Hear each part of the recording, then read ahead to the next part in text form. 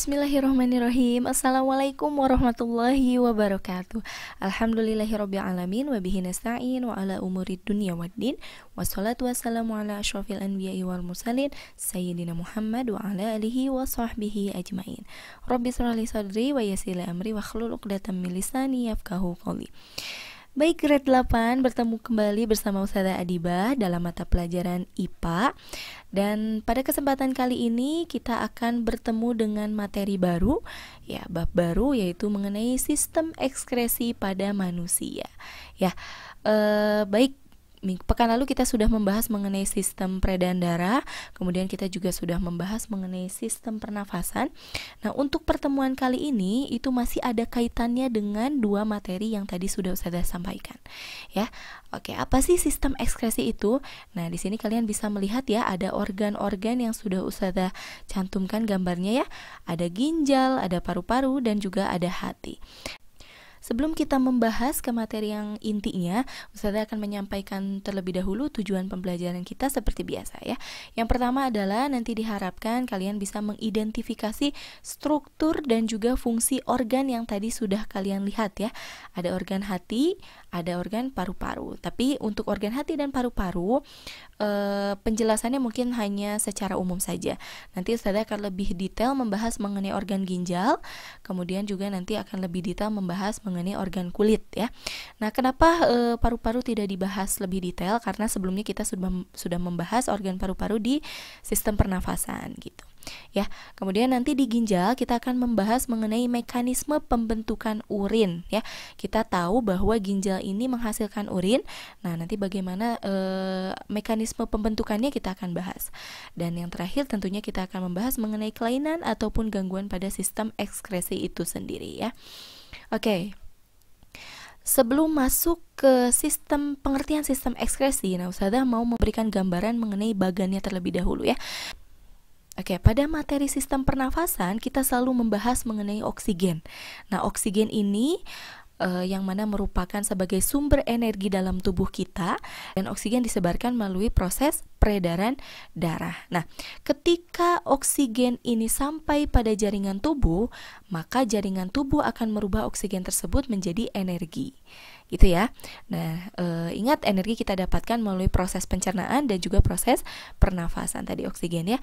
Nah, kemudian setelah energi itu ada pada jaringan tubuh, apa yang terjadi? Nah, yang terjadi adalah maka tubuh akan mengalami atau akan melakukan proses metabolisme. Apa itu metabolisme? Metabolisme adalah proses reaksi kimia di dalam tubuh. Gitu ya. Jadi pengolahan makanan gitu ya.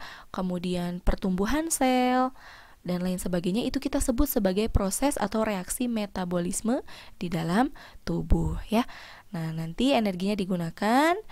Kemudian pada saat proses penggunaan energi tersebut tentunya kita akan menghasilkan suatu zat sisa yang tidak dibutuhkan lagi ya. Nah, zat sisanya macam-macam ya, ada yang masih dibutuhkan, ada yang tidak dibutuhkan lagi. Nah, ketika zat sisa masih dibutuhkan maka akan diserap kembali gitu ya. Nah, sedangkan kalau misalnya zat sisanya tidak dibutuhkan lagi, artinya zat sisa tersebut beracun, maka yang harus dilakukan adalah kita harus mengeluarkan zat sisa tersebut gitu ya. Nah, di sini ada gambar orang sedang berkeringat nih. Nah, salah satu contohnya adalah untuk mengeluarkan zat sisa tersebut yaitu melalui proses pengeluaran keringat. Nah, proses pengeluaran zat sisa ini kita sebut dengan yang namanya ekskresi ya. Jadi ekskresi itu adalah proses pengeluaran zat sisa yang sudah tidak dibutuhkan lagi oleh tubuh ya. Nah, kenapa sih kita harus melakukan yang namanya sistem ekskresi? Kenapa sih kita harus punya sistem ekskresi dalam tubuh kita? Agar tubuh kita mencapai titik yang dinamakan homeostatis. Nah, apa itu homeostatis? Homeostatis itu adalah di mana kondisi tubuh sudah dalam keadaan aman gitu ya. Nah, jadi tidak ada racun yang diserap oleh tubuh, tidak ada lagi kelebihan cairan di dalam tubuh dan lain sebagainya. Pokoknya tubuh kita itu sudah mencapai titik homeostatis. Nah, ya. Nah, kemudian pada proses ekskresi ini tentunya kita membutuhkan organ-organ yang terlibat ya. Nah, apa saja sih organ-organ tersebut dan bagaimana sih cara organ tersebut mengeluarkan zat-zat sisa yang tadi tidak dibutuhkan lagi oleh tubuh. Kemudian apa yang terjadi apabila zat sisa tersebut tidak dikeluarkan dari tubuh kita? Nah, ini yang akan kita bahas di dalam sistem ekskresi manusia ya. Nah, sebelumnya kita kenalan dulu nih sama organ-organ penyusun sistem ekskresi. Yang pertama adalah organ paru-paru ya. Nah, organ paru-paru ini nanti akan mengeluarkan uap air atau H2O dan juga karbon dioksida melalui proses pernafasan ya. Tentunya kita sudah paham betul ya karena kita sudah membahas di materi sistem pernafasan. Nah, selanjutnya adalah ada organ hati.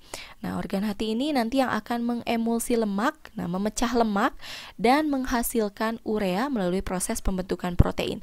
Jadi lemak dan juga protein itu masuk ke dalam hati, kemudian strukturnya itu harus diubah. Proses perubahannya itu nanti akan menghasilkan zat-zat yang tidak dibutuhkan lagi dari proses perombakan lemak dan juga protein ya.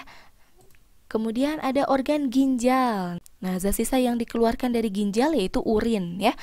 Nah, kemudian yang terakhir ada kulit. Nah, di kulit ini nanti akan ada proses pengeluaran keringat dan juga minyak ya. Nah, ini keringat dan minyak ini tidak dibutuhkan oleh tubuh kita lagi sehingga nanti dikeluarkan melalui organ kulit.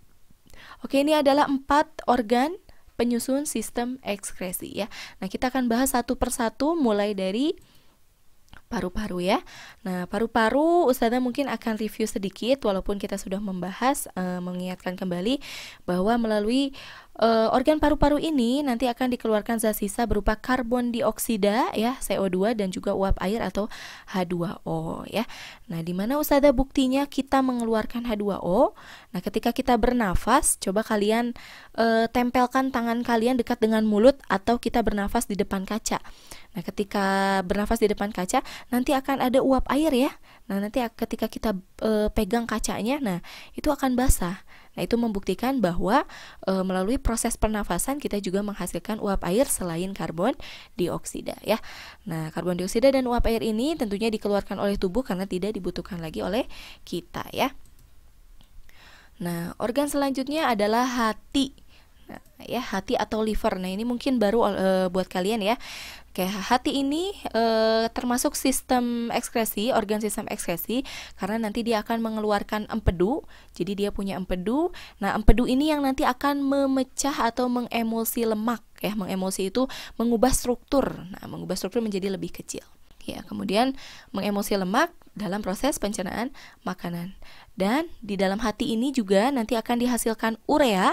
Nah, urea ini merupakan hasil perombakan dari protein ya. Jadi, kenapa dikatakan sistem ekskresi kenapa dimasukkan ke dalam organ ekskresi? Karena hati menghasilkan empedu dan juga urea yang tidak dibutuhkan lagi oleh tubuh kita ya.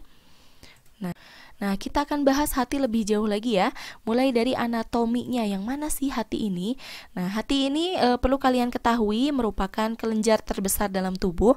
Ya, kelenjar dalam tubuh kita ada macam-macam ya. Ada pankreas ya, kemudian ada kelenjar getah bening, dan yang terbesarnya ini adalah pada hati ya. Nah, kemudian hati itu terletak di dalam rongga perut sebelah kanan. Dan posisinya itu di bawah diafragma ya. Nah, ini di diafragma kalau kita gambarkan di atasnya itu ada diafragma. Di bawah diafragma ini ada hati ya, dan posisinya ada di belakang lambung. Nah, ya, ini dia hati. Nah, kemudian hati pada orang dewasa yang normal itu beratnya kurang lebih 2 kg gitu ya. Nah, itu untuk anatomi hati. Kemudian di dalam hati ini ada apa sih? Nah, yang terpenting di dalam hati ini ada yang disebut dengan empedu ya. Nah, hati ini menghasilkan empedu. Nah, empedu ini gimana sih sifatnya? Nah, ciri-cirinya adalah biasanya dia warnanya cairan kehijauan, kemudian rasanya pahit. Kenapa rasanya pahit? Karena empedu ini isinya adalah racun ya. pH-nya netral, jadi tidak terlalu asam, tidak terlalu basa ya. Kalau asam berarti bisa menghancurkan racun itu ya. Jadi pH-nya netral. Kemudian komposisinya lebih banyak kandungan kolesterol, dan empedu itu juga menghasilkan yang namanya garam empedu ya. Nah, kemudian empedu yang dihasilkan itu akan ditampung di dalam kantung. Nah, kantungnya kita sebut dengan kantung empedu. Yang mana kantung empedu? Nah, yang ini ya. Nah, jadi posisinya ada di bawah hati ya. Oh ya, hati ini memiliki dua gelambir ya. Ada yang ukuran kecil dan ada yang ukuran besar. Nah, yang di bawah ukuran besar itu dihasilkan kantung empedu ya. Nah, kemudian di dalam kantung empedu tadi Ustazah sudah jelaskan, itu dihasilkan garam empedu, dan garam empedu inilah yang nanti akan mengemulsi lemak ya. Tadi kita tahu bahwa hati itu sebagai sistem ekskresi menghasilkan tadi ya garam empedu dan juga menghasilkan urea ya melalui proses perombakan protein ya. Dan garam empedu ini dimanfaatkan untuk pengemulsi lemak tadi gitu. Nah, kemudian empedu itu tadi Ustazah katakan warnanya kehijauan ya. Nah, kenapa bisa warna hijau? Karena di dalam empedu itu terdapat pigmen atau zat warna. Nah, ada dua zat warna pada empedu. Yang pertama bilirubin dan yang kedua adalah biliverdin.